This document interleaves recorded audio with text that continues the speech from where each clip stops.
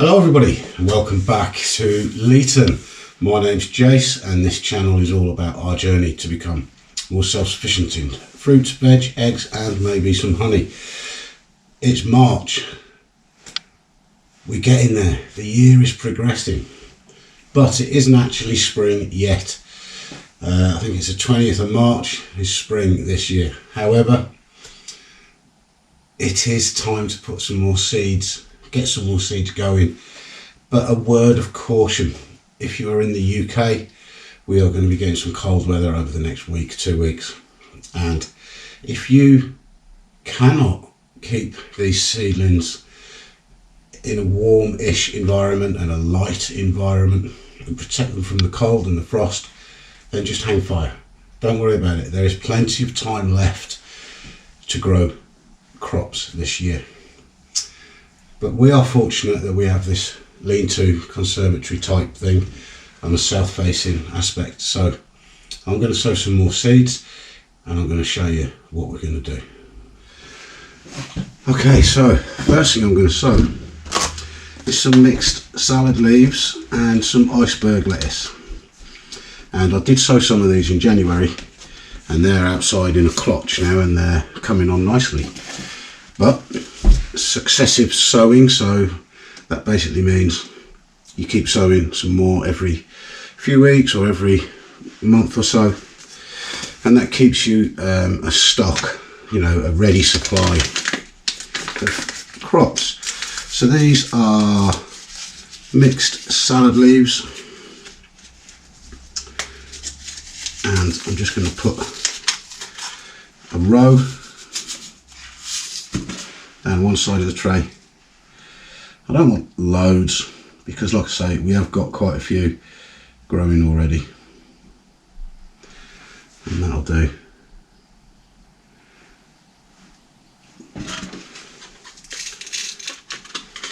So that's those mixed salad leaves. Put the label in.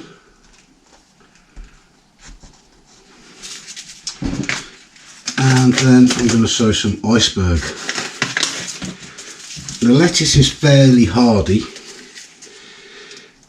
but I would not recommend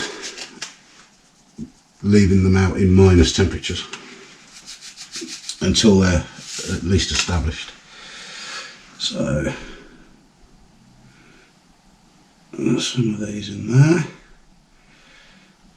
And the idea of sowing iceberg and mixed salad leaves is the salad leaves are pick and come again, so you can take the leaves and the plant carries on growing as long as you leave some leaves there, obviously, and it will grow new leaves and you can go again and pick. And while we're eating those, the iceberg are maturing and forming heads. So that's kind of our strategy on the salad front, the lettuce front. So that's that, and all I'm going to do is a thin layer of multi-purpose compost. This is actually Irish moss peat compost. I managed to find some decent compost at a farm shop that we go to. In fact, it was on yesterday's video, the shop, if you want to go and have a look. I'm just going to firm that down a little bit, break up that lump.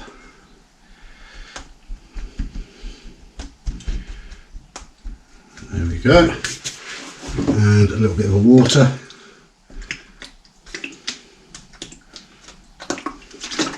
And that'll do. That's those done. So they can go over there for now. And this is the problem at this time of year. We've got all these seeds growing, we've got things that we're potting on. Here's a tomato that I potted on the other day. And really that should be in a slightly smaller pot, but I've run out of small pots. And you start running out of space. That's the problem. That is the problem at this time of year. And with a cold spell coming, I might have to bring some more stuff back inside because I don't want to risk it being outside in really cold temperatures this week. However, we are fortunate, as I said, we have got an unheated greenhouse as well, and we've got this space here. So next I'm going to sow some cauliflower. I have already got some growing as seedlings, but these, it's a bit of successional sowing, but also if any of the others fail, get attacked by pests, then, oh, there's two in that one, then I've got some backups. So that's that, that's cauliflower, and this is the all year round variety. So cauliflower. I'm going to sow some kale, because we do like kale, and it's very easy to grow. Now with your brassicas, so your cauliflower, your broccoli, cabbage, kale, sprouts, all those, just be careful when you're sowing the seeds because they all look pretty much identical, and even the seedlings look pretty much identical, so make sure you label them up properly.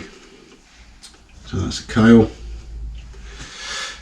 and I'm going to sow some spinach, because again we like spinach.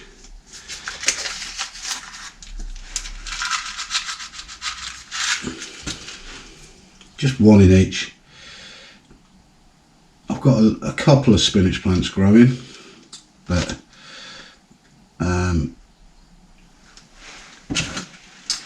they got held back by the compost. Cheap, rubbish, shop bought compost made from green waste, and it's just no good. It's no good, it doesn't do anything, it's just, I don't know what we're going to do about it. But okay, spinach, and then again I'm just going to top these off with compost. Oh yeah, there's got nothing in this compost other than a bit of vermiculite, and I've talked about vermiculite before. It literally just adds, it allows some air into the compost, creates spaces, just makes it nice, makes it loose, stops it from going so hard as if it dries out, and aids with a bit of drainage. So there we go, a bit of water,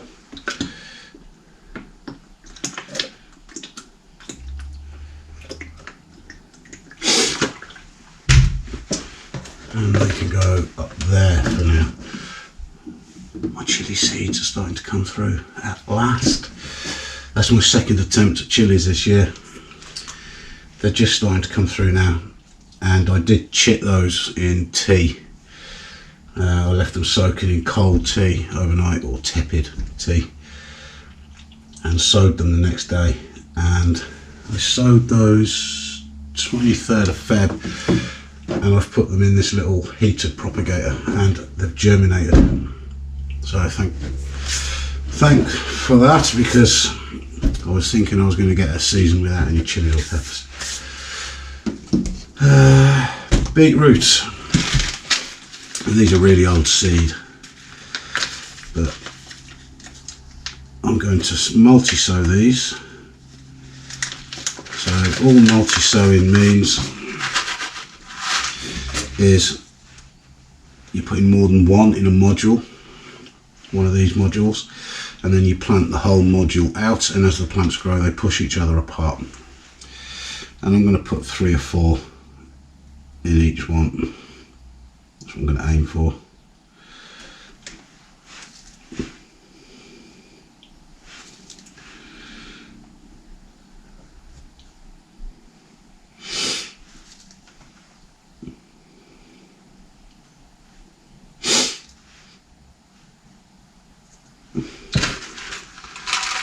That's that.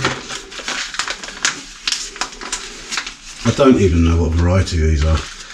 It's just some really old seed that we've got knocking about. Beetroot. top it off, a bit of compost, firm it down a little bit.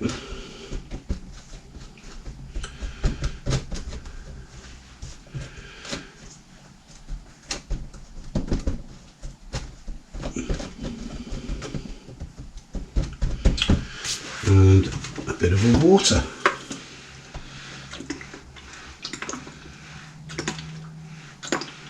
When you're watering your seeds, in fact when you're sowing seeds at this time of year, make sure your compost's at sort of room temperature. You know, it's not freezing cold. Don't just bring it in out of the shed or the greenhouse and sow your seeds. Make sure it's a bit warmer, and also your water is at the same sort of temperature. So that's the beetroot sown. In fact, here's the ones I've already got growing. They were sown 2nd of February, so slow growth, but they are growing. And that's why I'm sowing some more, because as I said, it's old seed and we haven't had 100% germination at all. So that's that. They can go over there for now. And then spring onion.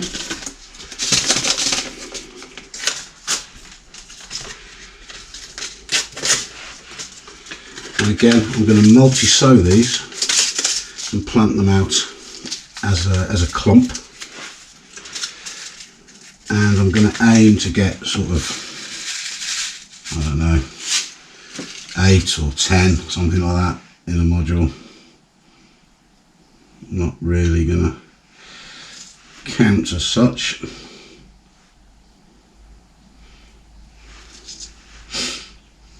But you can't beat a spring onion on a salad.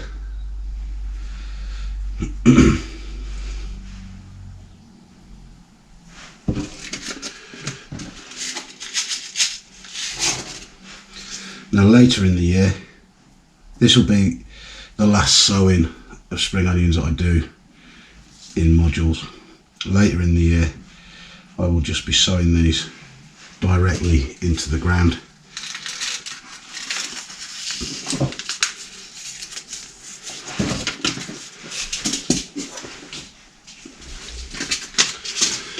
And just top that off.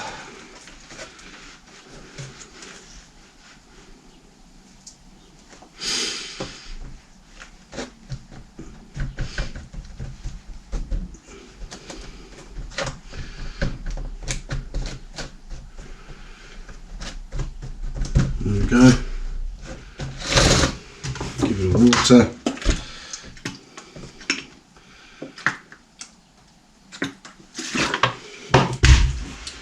Make it go there.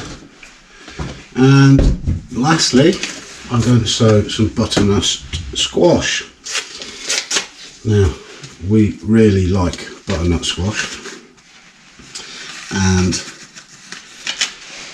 one plant can grow several squashes, but they do take up a lot of space. That is the only problem with squash. They take up a lot of space, and sowing them this early in the year, you need to have somewhere to keep them indoors and keep them a little bit warm until you can plant them out, probably around April, May time. And rather than using a seed tray, because squash get quite big pretty quick, and a bit like courgettes. There's some courgettes that I sowed probably only a couple of weeks ago. Look at the size of it already. So you do have to be able to sustain the growth in space, you know, and make sure that they've got what they need. I'm going to sow 4. I only actually probably want 3, but I'm going to sow 4 just in case one doesn't germinate. And rather than a seed tray, I'm just going to sow them in a pot like that.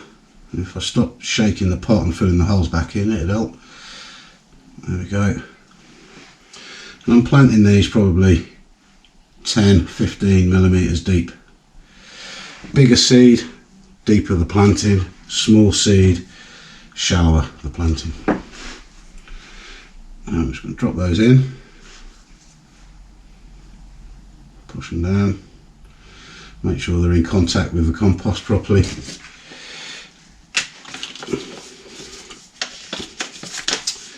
And this is a variety called Butterfly, and it's an F1 variety. And then I'm not going to add any more compost to that. I'm literally just going to push the compost back over the holes.